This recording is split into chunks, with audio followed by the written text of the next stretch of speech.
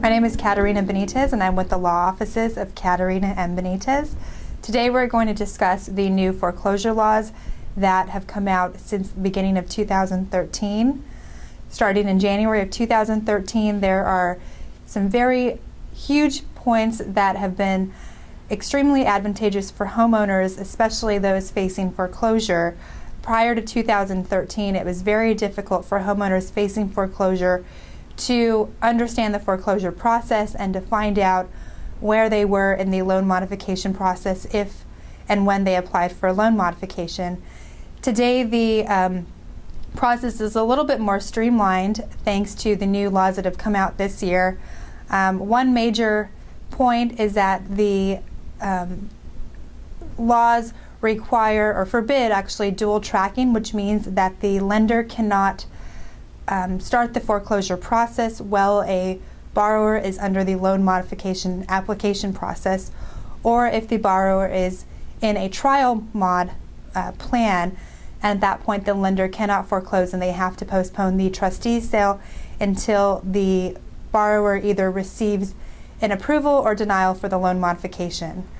Another key point for the new laws that have come out is that if a person facing foreclosure is a landlord, they do have to give notice to the tenant regarding the foreclosure process. They have to make the tenant aware that the home is going through the foreclosure process and that a notice of default has been received.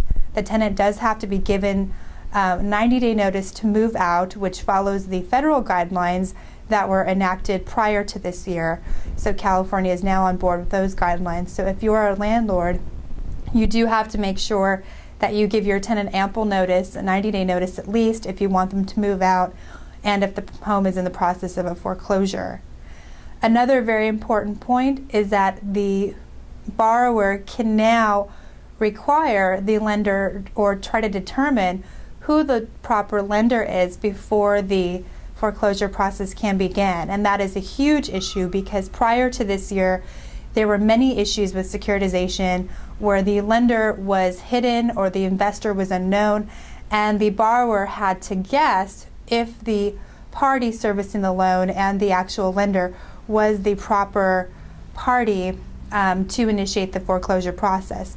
And so the borrower can demand that information, and the borrower can also obtain damages if in the event they have to sue the lender for wrongful foreclosure purposes. The only issue that has not been decided at this point is whether or not the damages that the borrower can receive could undo a sale after the trustee sale has taken place. For more information regarding your rights as a borrower and as a homeowner facing foreclosure, please contact my office at 559-472-7337 or visit my website at www.benitezlawfirm.com.